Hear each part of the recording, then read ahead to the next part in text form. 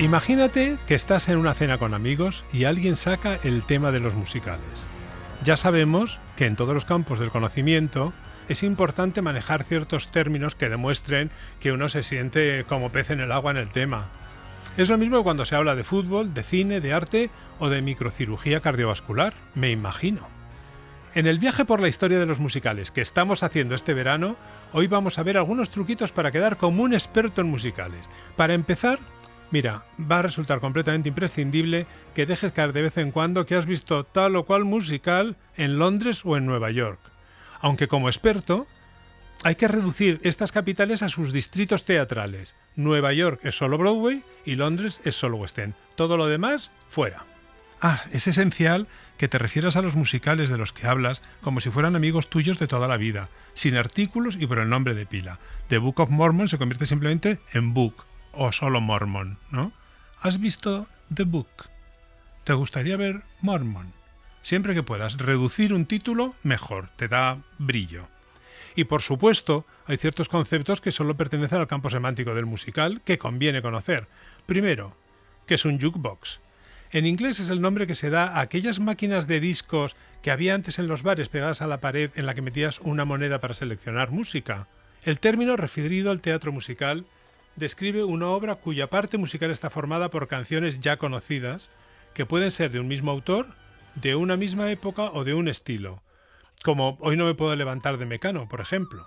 Otro concepto muy bonito es el llamado número de las 11 o 11 o'clock number. Qué bien me ha quedado. Es una canción de la segunda parte ya cercana al final, en el que los personajes llegan a un punto de inflexión, como Memory de Cats o mi favorita, What I Did for Love, en Chorus Line. Suele ser una canción muy emotiva, en crescendo, con fuerza, que exige una ejecución con buena técnica y habitualmente un gran dominio del belting. ¿Belting? ¿Y eso qué es?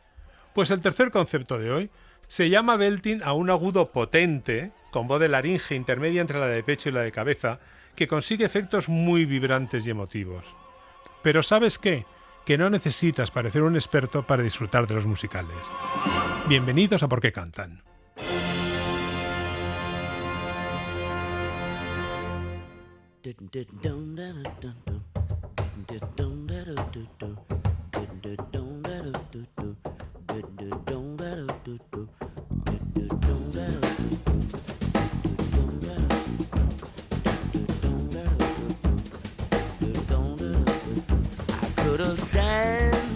Hola Isabel, ¿cómo estás? ¿Cómo estás? Me has hecho quedar fatal porque la de veces que solo este verano yo ya he dicho The Book of Mormon con todas sus letras de principio a fin. Bueno, porque me necesitas un tiempo para cogerle el tranquillo, ¿eh? Porque en la radio yo habré dicho lo que sea, pero en las cenas de amigos, a partir de ahora yo digo The Book. The Book, y ya está. Con eso es más que suficiente. Me he dado cuenta de que eliges un tema diferente para empezar cada programa. Yo no soy capaz de elegir una sola sintonía. Con la cantidad de música maravillosa que hay, en este caso yo lo que quería elegir eran versiones de temas clásicos de los musicales, pero versionados por artistas del jazz, del pop, del rock o del género que fuera, ¿no? Claro, porque esto no ha sonado en ningún escenario de musical. No, esto pertenece a un musical, pero interpretado por Jamie Cullum. Es el I Could Have Danced All Night de My Fair Lady. Ah, qué y bonito. Es una preciosidad. A ver, escuchamos.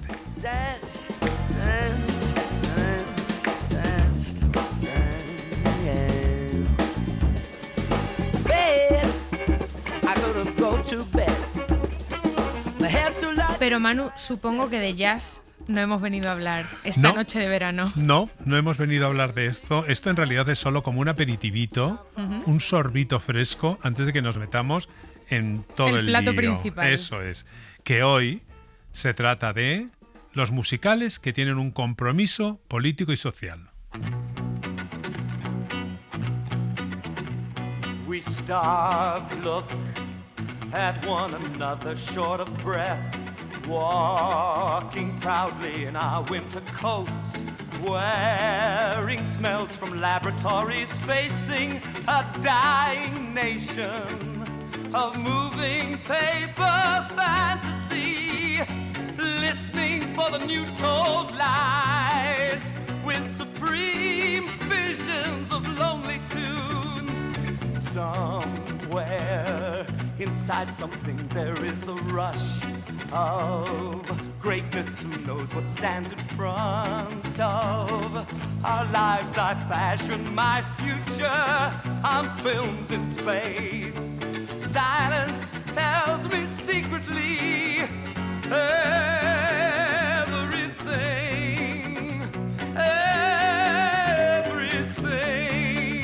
No me canso de escuchar esta canción. Bueno, ni esta ni ninguna de las otras de este musical que ya ha cumplido 50 y tantos años. Y tantos. Y tantos. Prefiero no precisar. Y que en su día fue una revolución y hoy es un clásico. La década de 1960 trajo una serie de movimientos sociales y políticos que sacudieron la sociedad tal y como se conocía. Los ciudadanos de a pie se movilizan como nunca para conquistar y defender derechos civiles. Es la década de la revolución sexual, del feminismo, de la política de bloques, del mayo parisino, del rock psicodélico y de la canción protesta. Y del hipismo, un movimiento contracultural que pretendía cambiar el mundo. En este ambiente se crea Hair, que llevaba a los escenarios toda la ideología hippie, insumisión incluida. El tema central era la negativa de los jóvenes de ideología pacifista a ser reclutados para ir a la guerra de Vietnam, pero tocaba muchos temas tabú para la sociedad de la época, como el consumo de drogas recreativas, la hipocresía, el racismo, y por si todo esto no fuera suficiente para escandalizar a la sociedad de la época, con un desnudo colectivo de toda la compañía en el entreacto la guinda del pastel. Para acabar el primer acto. A la gente le hacían los ojos chiribitas y, por supuesto, se iban del teatro. Supuso una ruptura radical en la temática de los musicales. Por eso abrimos el programa de hoy que dedicamos a los musicales comprometidos con un mensaje político y social. Isa, ¿qué nos cuentas de Hair? Pues te cuento el subtítulo, que en este caso es muy descriptivo. El subtítulo de Hair es el musical rock de amor tribal americano, porque trata de una comunidad hippie que acoge a un pardillo que ha sido llamado a filas para mandarlo a luchar a la guerra de Vietnam. La música es de Gal McDermott, con letras y libreto de Jerome Ragni y James Rado, que, te digo una cosa, aunque tuvieron sus carreras antes y también después del musical Hair, les habría dado lo mismo no hacer nada más, porque con el musical pasaron a la historia y la verdad es que ninguno de sus trabajos estuvo a la altura, a la popularidad de Hair. Y yo creo que con Hair ya se pagaron el chalet y todo. Tampoco necesitaban. Claro, me encantan estas historias de progresión porque como correspondía a una obra tan alternativa, se estrenó en 1967 en un teatro off-Broadway y luego pasó un par de meses representándose en una discoteca, ¿sí? El Cheetah, y en 1968 se estrenó en Broadway con todas las letras, sin el off, donde dio 1.750 representaciones y algunas de sus canciones, como esta que escuchamos, han sido grabadas por artistas de todos los géneros, aunque Manu, hay quien dice que el musical ya se ha quedado un poquito anticuado. Ay, cuántas veces he oído yo eso, pero ¿cómo se va a montar Hair otra vez? Si es antiguo, si es de los 60, si habla de hippies, pues mira, yo opino que las canciones siguen sonando muy bien y para entender la historia solo hay que trasladarse a la década de los 60, viajar mentalmente, así de fácil. Los musicales antiguos, como todas las manifestaciones artísticas, cuando pasa un cierto tiempo tienen como mínimo un valor testimonial. Te hablan de la época en la que se crearon. Contaron un momento. Claro, y yo creo que se pueden revisar siempre. Y no es que Hair fuera el primer musical comprometido, ¿eh? Ya se habían tratado temas como la política interior en Call Me Madam, por ejemplo, o la Guerra Fría en La Bella de Moscú, Silk Stockings, que se llamaba en original. Qué bonito. Pero en general, el tema político-social quedaba en segundo plano, dando preferencia a historias de amor o situaciones de comedia, y solían ser ingenuos y bastante complacientes, con honrosas excepciones, claro. Willkommen, bienvenue, welcome. Fremder, étranger, stranger. Glücklich zu sehen, je suis enchanté. Happy to see you, bleibe, reste, stay. Willkommen, bienvenue, welcome. Im Kabarett au Cabaret du Cabaret. Meine Damen und Herren, Mesdames et Messieurs, Ladies and Gentlemen, guten Abend, bonsoir, good evening. Wie geht's? Comment ça va? Do you feel good? Ich bin euer Conférencier. Je suis votre compère. I am your host und sage willkommen, bienvenue, welcome. Im Cabaret, au Cabaret, du Cabaret. Yo podría seguir escuchando, Manu? Sí. Cabaret. Se estrenó en Broadway en 1966 y es una adaptación de una novela autobiográfica de Christopher Isherwood, Adiós a Berlín se llama, Sí. que ya había sido adaptada al teatro y al cine, se llamó Soy una cámara, y transcurre en los locos años de la República de Weimar mientras el nazismo gana popularidad y nos traslada el musical a un cabaret de segunda, el Kit Kat Club, donde un artista mediocre lucha por triunfar en medio de un entorno de confusión, por llamarlo de alguna forma, política y emocional también. Es verdad, mira, Cabaret refleja el peligroso auge del nazismo visto en el espejo deformante de un cabaret berlinés, enfrentando la despreocupada frivolidad del club nocturno con la violencia creciente del régimen de Hitler. Es un contraste en toda Claro, regla. exactamente. Y en medio está el papel del maestro de ceremonias del Kit Kat Club, que es una especie de observador irónico de todo lo que pasa, que intenta no pringarse, no meterse en nada. Aunque luego se han hecho muchas interpretaciones diferentes, ¿eh? Porque se siguen creando versiones nuevas que siempre se les da un pequeño giro. Y lo han interpretado grandísimos actores y muchos más estarían deseando poder hacerlo. Como curiosidad, en España le estrenó Marujita Díaz bajo el título Caridad Anda. de Noche. Fíjate. Hizo mucho musical Marujita Díaz. Sí, Marujita Díaz hizo mucho música que no nos dio tiempo a ver. Y que no está grabado. Que No, es es el una pena. problema. Hay fotos maravillosas, ¿eh? Hay fotos maravillosas.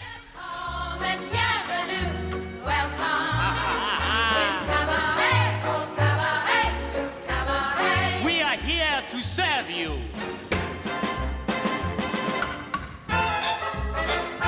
Otro tema que no ha sido ajeno al musical es el de la lucha de los derechos de los trabajadores. Sí, sindicalismo con música y baile. ¿Qué te parece? Tal es el caso de la superconocida Billy Elliot, ambientada durante la huelga minera del norte de Inglaterra, o de Newsies, sobre una huelga de repartidores de prensa explotados. Pero hay un antecedente por el que tengo especial debilidad.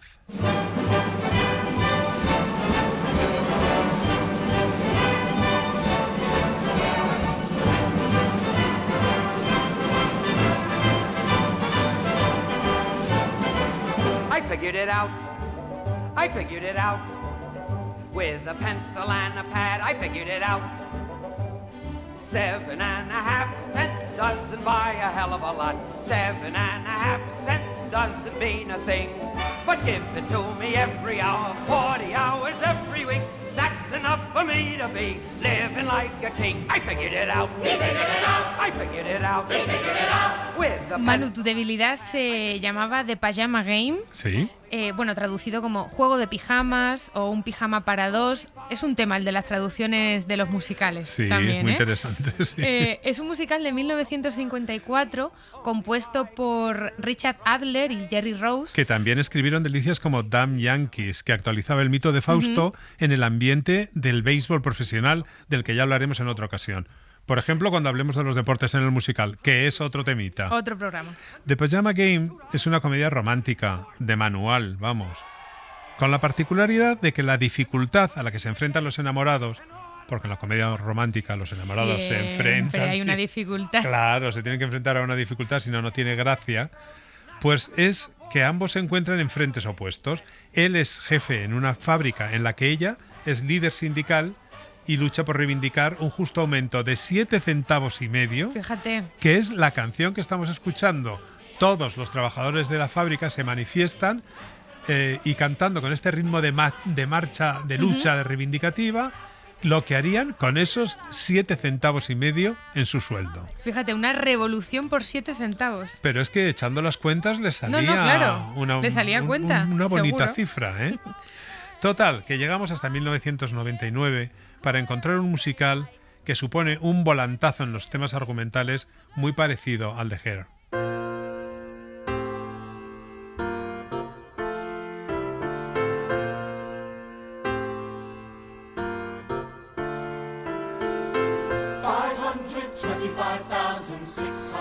Minutes, 525,000 moments so dear, 525,600 minutes.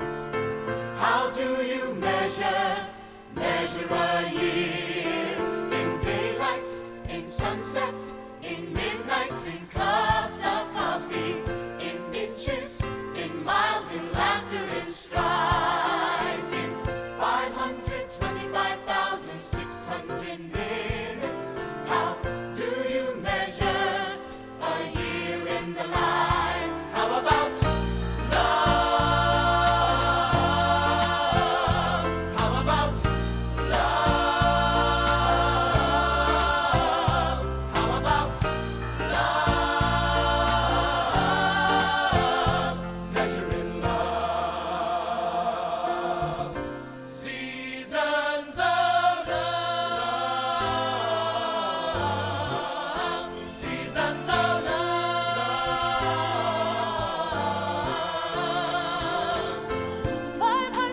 Isa, cuéntanos cosas de Rent. Pues te cuento una historia tristísima que hay Pues detrás cuéntamela, si es de así, Rent. tiene que ser así. Claro, detrás de este musical hay un compositor mítico que es Jonathan Larson, y es mítico porque tras escribir una partitura de una belleza extraordinaria, Ujú. no llegó a ver el estreno en Broadway en 1996. Así es, Isa. Se murió el día antes. El día anterior a la primera función, con 35 años. Qué historia más triste, por Sí, favor. él no pudo ver cómo ganaba el Tony el mejor musical, ni el premio Pulitzer de teatro, y cómo permanecía en cartel 12 años seguidos batiendo récords de permanencia. Rent es la translación de la ópera de Puccini La Bohème, puesta al día con temas de actualidad como las drogas, el SIDA, la diversidad sexual o la precariedad, que denuncia la situación de indefensión de las minorías con más dificultades en la gran ciudad de Nueva York. Efectivamente es una historia muy triste, Muy pero triste. la obra que ha dejado es magnífica. Vamos a hablar con Daniel Anglés, que nos puede contar muchas cosas de Rent. Hola Daniel, ¿qué tal estás? Hola, ¿qué tal? ¿Cómo estás, Manu? Pues encantado de hablar contigo, por supuesto. A ver, Daniel Anglés ha dedicado toda su vida a un corta, hay que decir, al musical. Desde iniciativas personales como el musical Mes Petit, que yo recuerdo aquel Tú, yo, él, ella y Weber y Schoenberg, que me pareció una maravilla, que venía en una salita chiquitita y daba gusto ver aquello, hasta enormes musicales. Pero que me empieza contándome cómo y cuándo te entró el veneno del musical. Pues el veneno como del teatro, del mundo del espectáculo, de eso no tengo conciencia. Yo estaba como obsesionado con eso desde muy pequeño. Pero en concreto como yo saber ponerle nombre y aterrizarlo en el teatro musical, que es lo que lo unía todo, y yo creo que sin duda fue cuando vi Mariselle a los 12 años, que tuvo un impacto muy fuerte en mí. De hecho, me acuerdo quedarme sentado en la platea del teatro cuando se acabó la función. Los acomodadores ya habían recogido todo y estaba yo solo como con mis padres, y mis padres me decían, venga, vámonos. Y yo les decía, un momento más, un momento más. Y cuando finalmente consiguieron levantarme de la silla, yo dije, yo de mayor quiero hacer esto. Y mi padre me dijo, ¿esto el qué? Porque podría ser trabajar de acomodador, de técnico, de no sé, lo que fuera, ¿no? Y yo le dije, no sé, pero yo me quiero sentir así toda mi vida. Y a eso es a lo que he jugado desde entonces. Es que es una droga, ¿eh? Tal cual. Es una sensación física. Yo una de las cosas que estoy muy, muy contento es que pasados todos estos años y habiendo hecho todas las cosas que he hecho en teatro como en facetas muy distintas, lo que más me sigue gustando hacer en un musical, más de todo, es sentarme en una platea y ser espectador. O sea, sigue siendo el placer máximo porque en ese Sí, no hay... más no que hay- estar en el escenario, más que dirigir. Hombre, claro, porque no hay sufrimiento. Ya. Es que imagínate. Hay entonces, solo placer. claro, sigo disfrutando de mis escapadas a Londres, a Nueva York por desgracia no tan a menudo, que nos queda más difícil, pero siempre que puedo, y me siento en la platea y me siento como ese niño de 12 años, y entonces yo creo que eso de alguna manera ha sido como el motor que está detrás de todo. Estoy completamente de acuerdo. Yo siempre digo que uno de los momentos más felices en mi vida es cuando estoy sentado en un patio de butacas y empieza a bajar la luz. Oh. Oh. Y si hay una obertura que ya es lo máximo, empieza a sonar la orquesta y ahí me da un subidón que no puedo con el alma. Sí, y yo he cambiado mucho además en la manera de prepararme para este momento, porque yo hace unos cuantos años era como muy obsesivo con, se estrena música nuevo, quiero ver fotos, quiero oír la primera canción que han colgado, me estudiaba el disco, para ir a verlo sabiéndolo todo. Y ahora estoy en el otro extremo. Cuando sé que se estrena un musical nuevo en Londres, no quiero saber nada, no lo sigo en Instagram, no quiero ver fotos, no quiero escuchar la música, quiero sentarme en la platea, solo haber visto el póster, habiendo imaginado qué puede pasar ahí detrás y entonces que me pille todo por sorpresa. O sea, he cambiado mucho la manera de vivirlo. Qué bueno. Sí. Te voy a seguir tu ejemplo. Oye, ¿sabes que hoy hablamos de los musicales que tienen un mensaje sociopolítico o que tienen un sesgo de alguna manera, ¿no? de compromiso? Tú has hecho algunos de los más emblemáticos. Por ejemplo, Hair, Rent, Fun Home, me decías. ¿Tú en algún momento te has planteado hacer musicales con un punto de compromiso o simplemente ha surgido así?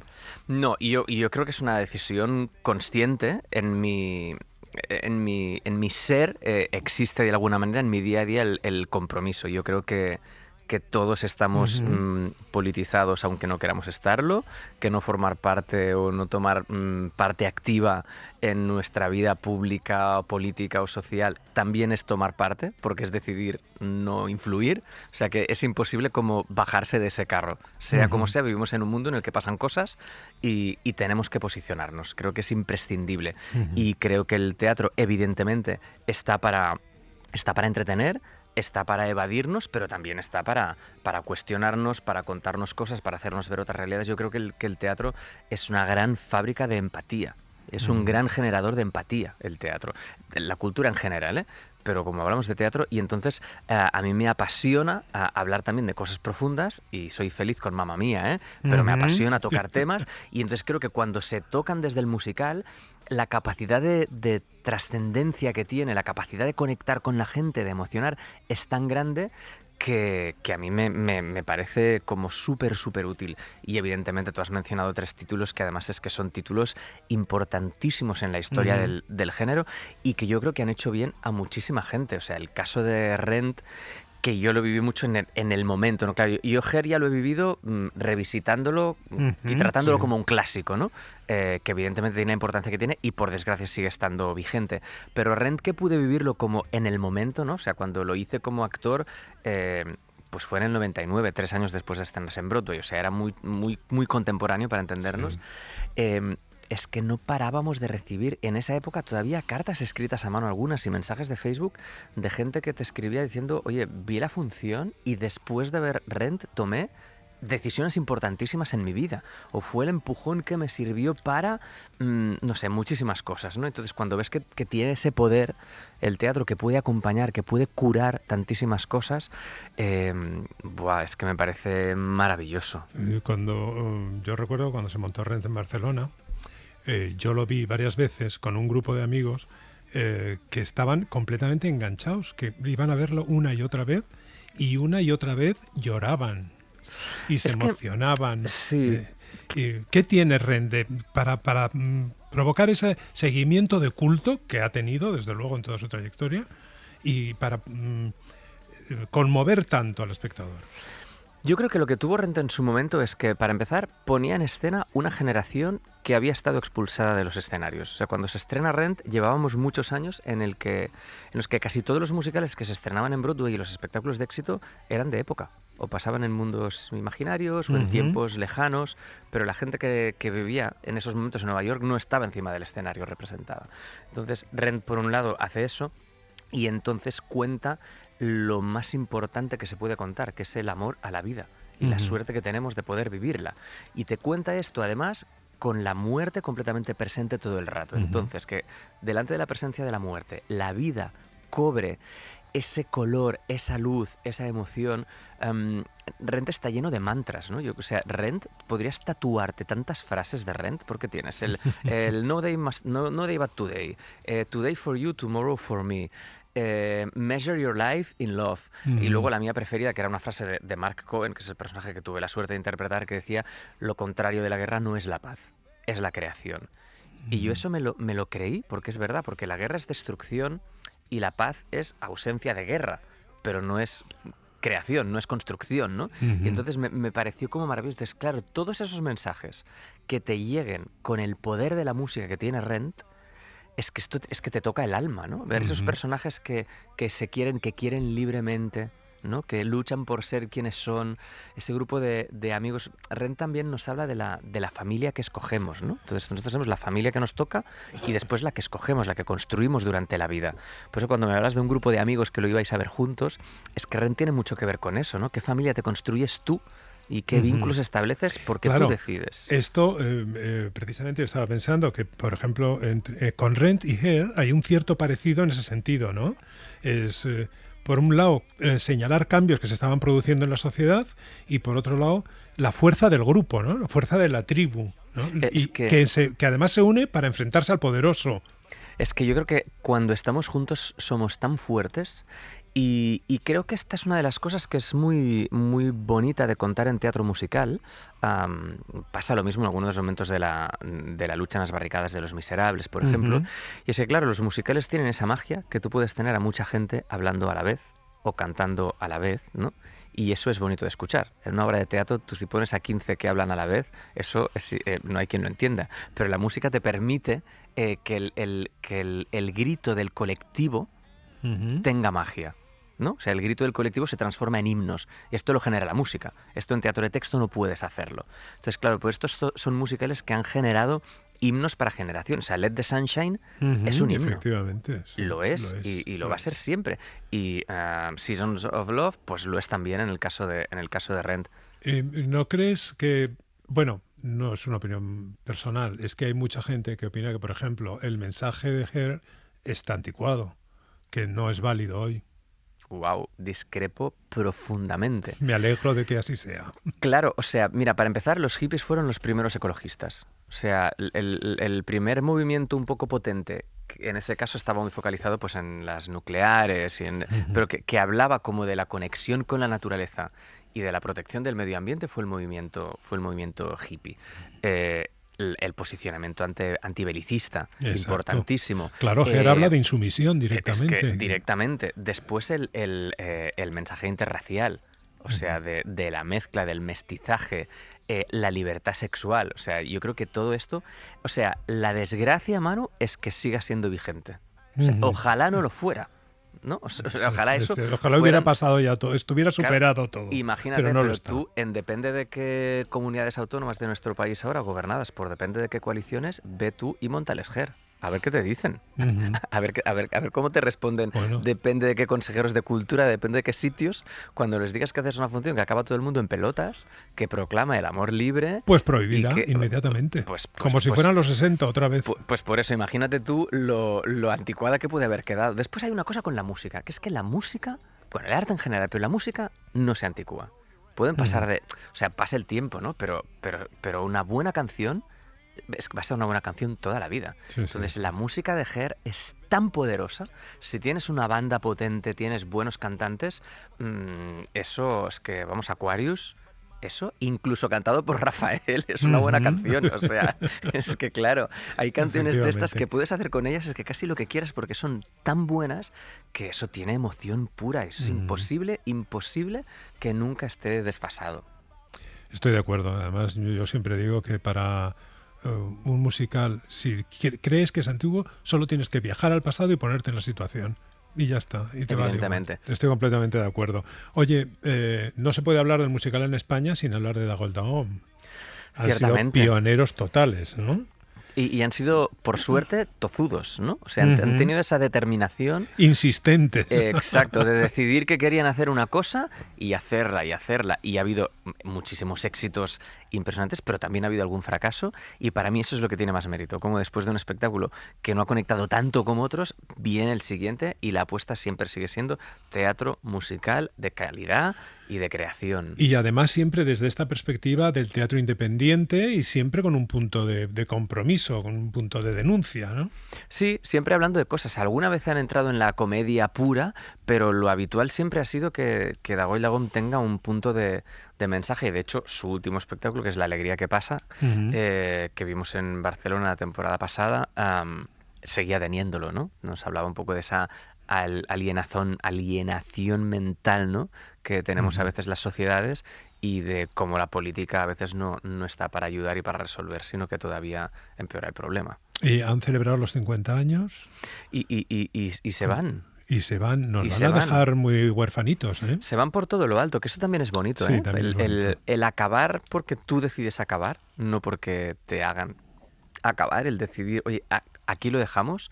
Y con esta sensación, yo que he tenido la suerte de poder hablar con ellos, ¿no?, estos últimos meses preparando el concierto que hicimos de cierre de compañía, que lo hacen además con la sensación de que el testigo queda, ¿no?, de que el testigo ya está pasado a mucha gente, a muchos colectivos, ¿no?, que de alguna manera queda en el aire todo lo que Dagoll Lagom ha hecho. Esto es muy bonito.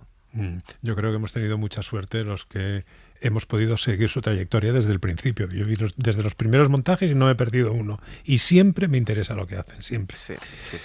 Pues, Daniel Anglés, muchísimas gracias. Ha sido un placer charlar contigo. Y nos has contado muchas cosas interesantes. Hasta pronto. Muchas gracias, Dani. Hasta luego. There's an old man called Mississippi. That's the old man that I'd like to be. What does he care if the world's got troubles?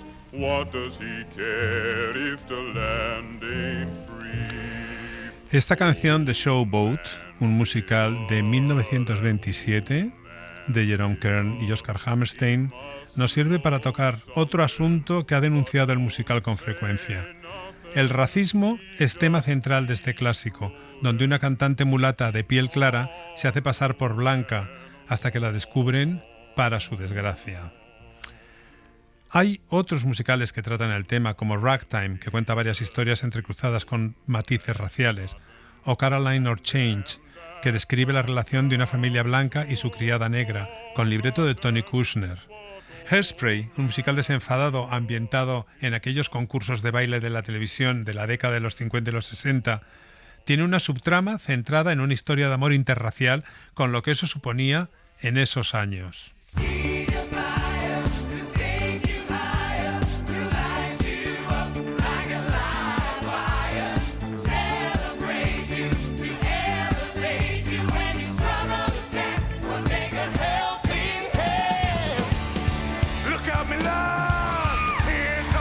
La diversidad sexual y las cuestiones de género inspiraron el pionero Rocky Horror Show, que flipó al público de 1975 y se ha convertido en un musical de culto. Es imposible no pensar en La Cage aux Folles, también en Hedwig and the Angry Inch, Hedwig y la Pulgada Furiosa, esa historia surrealista de una vaginoplastia chapucera.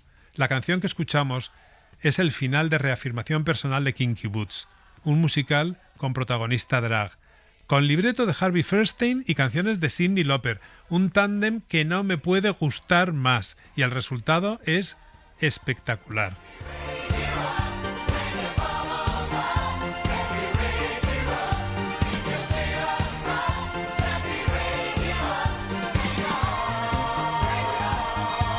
Hay otros asuntos de carácter social de los que también se han ocupado los musicales, sobre todo en los últimos años, como la salud mental en Casi Normales o el bullying y el suicidio en Dear Evan Hansen. Pero hay un tema casi intocable que siempre que se trata en un musical levanta ampollas, y quizá por eso no es muy frecuente: la religión. Ya ocurrió con clásicos como Jesus Christ Superstar o Gospel, que irritaron a los más puristas e integristas. Ahora un musical vuelve a tocar este tema de una manera bastante iconoclasta y faltona, lo que no es sorprendente conociendo a sus autores. Hello, my name is Elder Price, and I would like to share with you the most amazing book. Hello, my name is Elder Grant.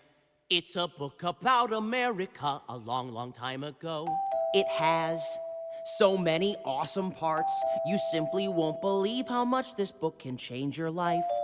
Hello, my name is Elder Green. I would like to share with you this book of Jesus Christ. Hello, my name is Elder Young. Hello, did you know that Jesus lived here in the USA? You can read all about it now. Hello, in this nifty book, it's free, no, you don't have to pay. hello, Hello, My name is Elder Smith, and can I leave this book with you for you to just peruse? Hello! Hello! Hello! I'll just leave it here. It has a lot of information you can really use. Hello. Hi! My name is Jesus Christ! You have a lovely home. Hello! It's an amazing book. Bonjour! Hola! Ni hao! Me llamo Elder White. Are these your kids? Manu, los autores de Mormon, como diría una experta en musicales, o el libro del Mormón, ¿no?, que se diría en Eso es, español, sí. son Trey Parker, Matt Stone y Robert López, los dos primeros, por cierto, responsables de esa serie de dibujos tan gamberra South Park, y el tercero de Avenue Q, un musical que utilizaba el formato con marionetas de Barrio Sésamo para tratar temas delicados, como venimos contando. Se estrenó en Broadway en 2011, levantando una cierta polémica por su trato a la Iglesia de Jesucristo de los Santos de los Últimos Días, más conocida como mormonismo. Claro, y no es de extrañar, porque la historia de Elder Cunningham, un devoto misionero mormón que tiene que replantearse su fe después de ser enviado a hacer apostolado a una aldea africana en la que se enfrenta, ni más ni menos, que a la violencia extrema de los señores de la guerra, al sida rampante, a la mutilación genital femenina y a la pederastia, entre otras alegrías, es cuando menos inquietante. Pero es que además todo esto está contado con chistes tronchantes, brutales y alegres números musicales que parecen pertenecer a otro universo. Es que solo con uno de esos temas que has dicho ya se podría hacer un musical reivindicativo. Exactamente. Y este lo junta todo. Tengo entendido que antes de su estreno aquí en Madrid, la compañía tenía, digamos, diseñado un plan de contingencia, dando por hecho que a raíz del estreno, Que iba a haber problemas. iba a haber problemas, iba a haber polémicas y iban a tener que justificarse, ¿no? Y que comparecer de alguna forma. Lo cierto es que no ha habido absolutamente nada. Parece que no, que Nada. ha sido todo un éxito. Pues sí. En fin, para que luego digan que el musical es frívolo. Frívolo, lo que yo os diga.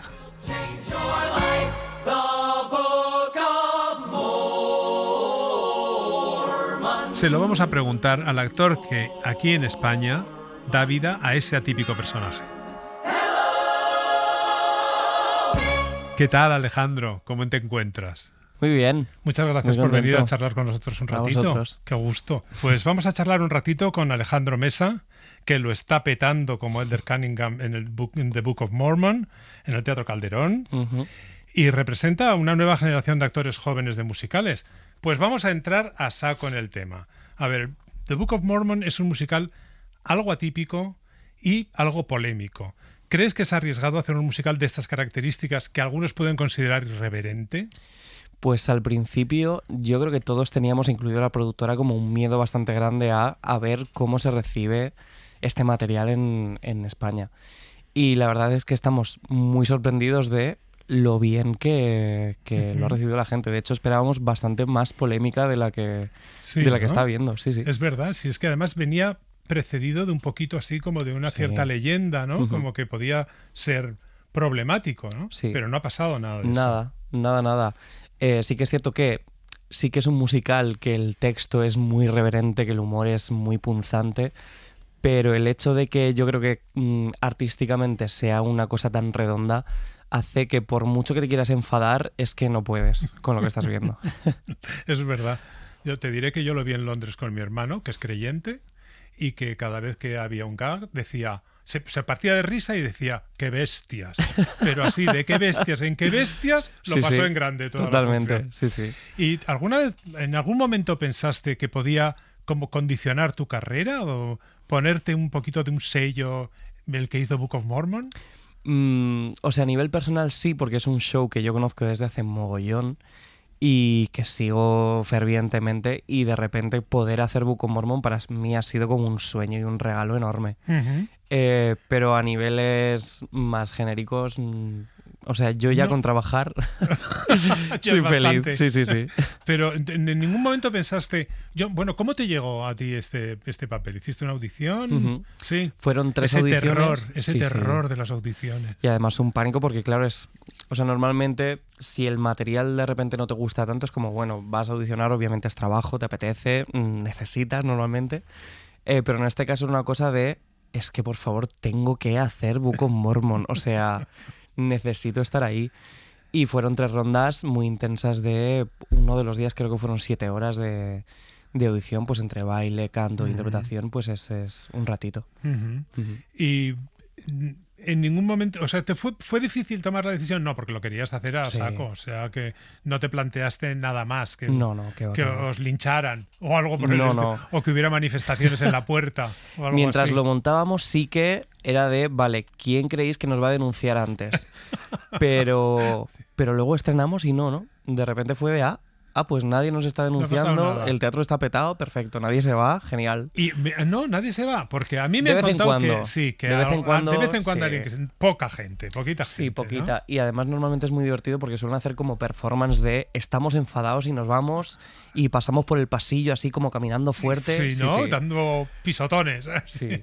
Y es muy divertido. Claro, para nosotros es pues más fantasía, o sea, sí. Porque de alguna manera en realidad os está ratificando, os está asegurando que lo que estáis haciendo está bien hecho. Totalmente, ¿no? sí. Está muy bien. Vamos a ver, ¿crees que hay un público para tantos musicales de gran formato como se están haciendo ahora en Madrid? Pues en este caso, claro, hablando además desde la perspectiva de Book of Mormon, en el caso de Book, al ser algo tan distinto y tan poco típico en Madrid, yo creo que sí. Quizá luego de repente para mucha gran cantidad de musicales que son de películas o libros o tal, quizá ahí esté como más reñido. Pero sí que es cierto que creo que todos tienen algo especial, por lo que creo que está muy bien verlos. O sea, El fantasma de la ópera es un clasicazo lírico, de repente Chicago tienes un Fossi de los 70.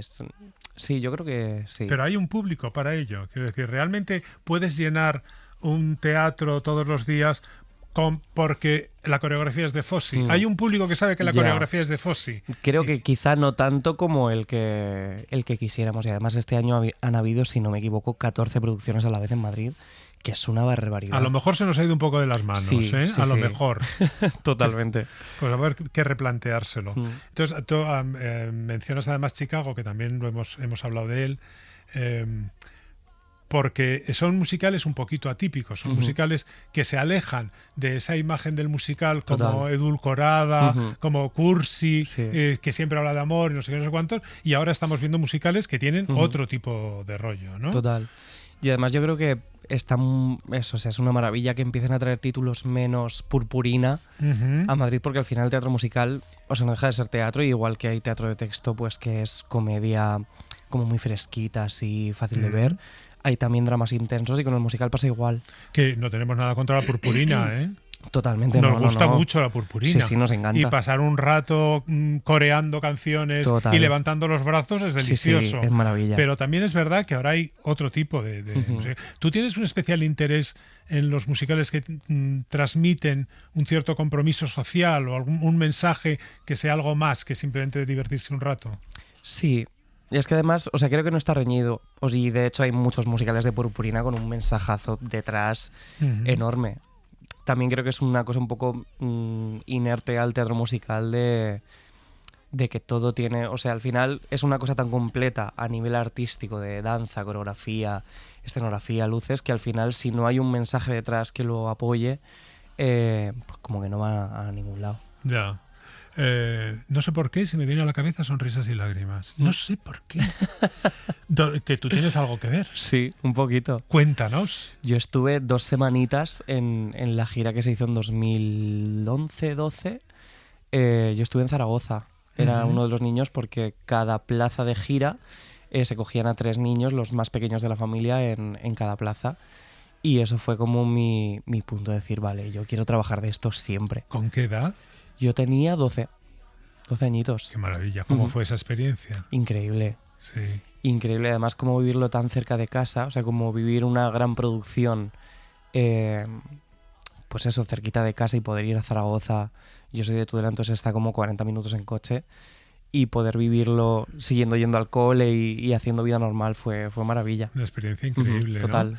Y de pronto pienso, de Sonrisas y lágrimas a The Book of Mormon. Es un salto, ¿no? Es un saltito grande, sí. Un saltito que tú consideras un gran avance. Sí, totalmente. Sí, ¿no? Sí, tanto a nivel personal como artístico. Sí, además veo como todo el recorrido entre esos años y sí, ha sido como muy encaminado a hacer The Book y Cunningham. Oye, también has hecho de Pugsley. De Familia familia, Addams. qué maravilla. Sí. Yo le tengo mucho cariño a Pugsley. Oh. De hecho, en casa me he visto de Pugsley. La camiseta de rayas horizontales y el pantalón ancho es mi ropa favorita para estar en casa. ¿Cómo fue eso? Muy guay, muy guay también. También fue como la primera experiencia de un musical durante una temporada, como el poder vivir un personaje más de 2 semanas. Y fue un goce, y con esa compañía y con ese equipo era maravilloso. Oye, cuéntame cómo vais con The Book of Mormon, ¿cuáles son los planes? ¿Quedaros para siempre en el Calderón? Ojalá. ¿Toda la vida? Ojalá, sería no, maravilloso. te aburrirías. Uf, no te creas, ¿eh? ¿No? Con esta función es imposible, yo creo, aburrirse, y además sigue estando muy fresca. Llevamos ya 300 funciones y camino ya de las 350, creo que terminamos esta primera temporada ya hechas. Y es que David Serrano, el director, sigue viniendo, sigue cambiando cositas, estamos muy frescos, estamos muy contentos. Sí. Aburrirnos imposible. Y cara a una segunda temporada aquí en Madrid también. Sí. O sea que también muy contentos. ¿Tú piensas seguir mientras se pueda? Totalmente, sí. De aquí ¿Y no tienes algún proyecto a la vista que te gustaría? Porque yo me imagino que ahora estarás teniendo ofertas sin parar. Pues no tantas. No tantas como quisieras. Totalmente. ¿no? Sí que, o sea, ahora estoy de lujo en Book of Mormon y sí que tengo algún proyectito de ficción por ahí pendiente, pero de teatro musical un poco pues viendo a ver qué nos depara el futuro y qué deciden traer las productoras y a ver. Porque hay que decir que Alejandro es un gran actor cómico. Yo no sé cómo eres dramático, pero cómico. Pues la verdad es que yo tampoco, comprobado. si te soy sincero, porque tampoco he trasteado tanto el drama como para verlo, pero la comedia a mí me pirra. Es lo tuyo. Se totalmente. te ve muy cómodo. Muy cómodo en la comedia y muy cómodo en musical, desde luego. Sí. ¿Qué musical te gustaría? Así como una fantasía, una locura. ¿Qué musical te gustaría hacer? Protagonizar, no ahí detrás. Pues la verdad es que esto me lo planteo muchas veces y no tiene por qué ser protagónico. Hay un montón de personajes secundarios, incluso de ensamble, que me fascinaría. Pero ahora estoy soñando con Jan Buixaderas, mi compi de camerino y de función. Estamos soñando totalmente. Pues se os ve con una complicidad increíble. Nos encantaría hacer Gutenberg, o sea, nos fascinaría. Que es un musical pequeñito para 2 actores, que va de la creación de un musical, como de 2 creadores que de repente venden hemos hecho esto y venimos a venderlo. Y es divertidísimo también. Yo creo que hay un mercado todavía sin explorar de musical de pequeño formato. Total. Y que es muy, muy interesante, sí. ¿no? Sí, creo también que para la cartelera que tenemos ahora, de repente, musicales más pequeños, con una historia potente o con estas características que tiene Love, creo que enriquecería muchísimo tanto al público de teatro musical, que creo que engancharía también bastante por ahí, como al mundo de dentro ya, de la propia profesión. Para acabar, Alejandro, ¿por qué cantan? Pues muy buena pregunta. La leyenda cuenta que es cuando ya no pueden hablarlo más y necesitan cantarlo, y la verdad es que estoy bastante de acuerdo. Sí. Sí. Es por la explosión de sentimiento. Sí, como el más todavía más. Un poco como bastante circense esto. Estoy de acuerdo. Alejandro, muchísimas gracias. Y Un que placer. sigan los triunfos. Gracias. ¿Vale? Gracias por venir. Y ahora, sin más preámbulo... ¡Música, maestro!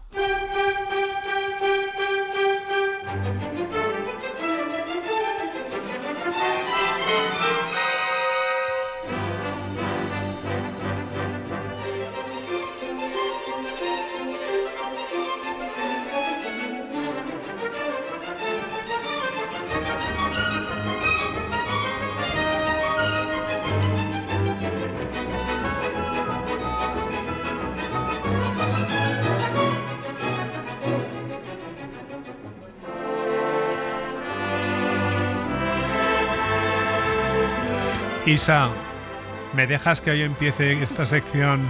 Bueno, te dejo solo porque eres el presentador de este programa, que si no... Es que te voy a hacer una confesión. El compositor del que vamos a hablar, y su colaborador habitual en las letras, fueron culpables en gran medida de que yo me enamorara de los musicales en mi infancia. ¿Qué me dices? ¿Cómo lo O sea, la oyes? historia de amor entre el musical y tú Empezó con ellos, él. sí. El compositor es Frederick Loewe, como se pronuncia en Estados Unidos, pero nosotros lo pronunciamos Loewe porque estamos Claro. autorizados, ¿vale? Tenemos un precedente, ¿no? Eso Nacional, es. Loewe. Y él y su socio Alan J. Lerner crearon algunos de los musicales más maravillosos de lo que se llamó la Edad de Oro de Broadway, en las décadas de 1950 y 60. Sí, Frederick Loewe nació, como pasó con otros muchos artífices del musical americano, en realidad fuera de Estados Unidos. Concretamente nació en Berlín, en 1901, donde empezó a componer a los 7 años, un niño prodigio. Emigró a Nueva York para trabajar en el teatro musical, pero antes tuvo que realizar todo tipo de trabajos extraños.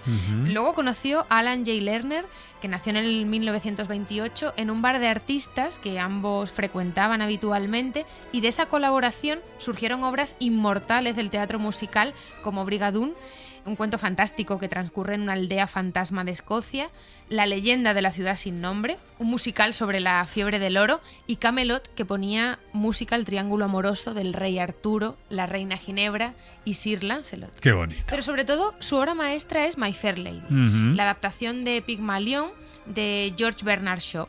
Al principio del programa hemos escuchado, de hecho, una de sus canciones más conocidas, I Could Have Danced All Night, en versión de Jamie Cullum. Muy bien.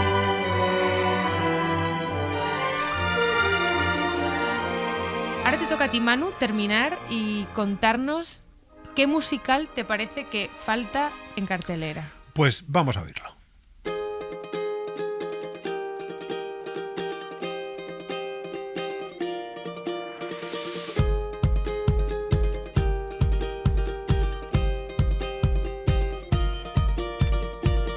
He got down on one knee, but I said no way. Packed my bags and moved into a nunnery. Joined the gospel choir, our riffs were on fire. At the top of the charts is where I'm gonna stay. Henry sent A ver, me a mí por gustarme me gustaría ver muchos, muy grandes, muy espectaculares y muy enormes, pero creo que es mejor ser realistas.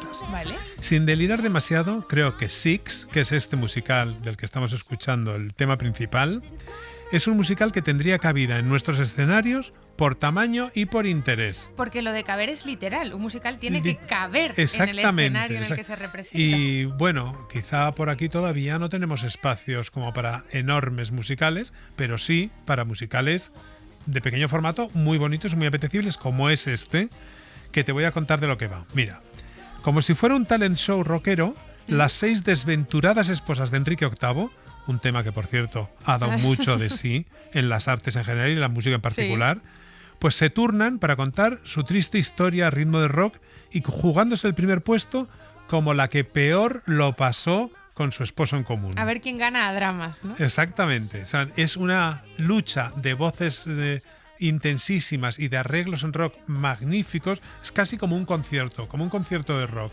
De hecho, el otro día oía a una persona que los había estado viendo que dice, es como ver 6 conciertos de Beyoncé seguidos, uno detrás de Pues otro. eso sí es energía en el escenario. Exactamente.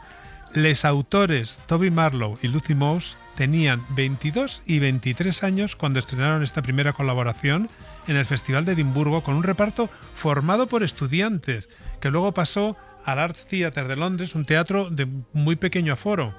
Desde entonces no ha parado de crecer hasta llegar a Broadway, donde Moss se convirtió en la mujer más joven en dirigir un musical allí.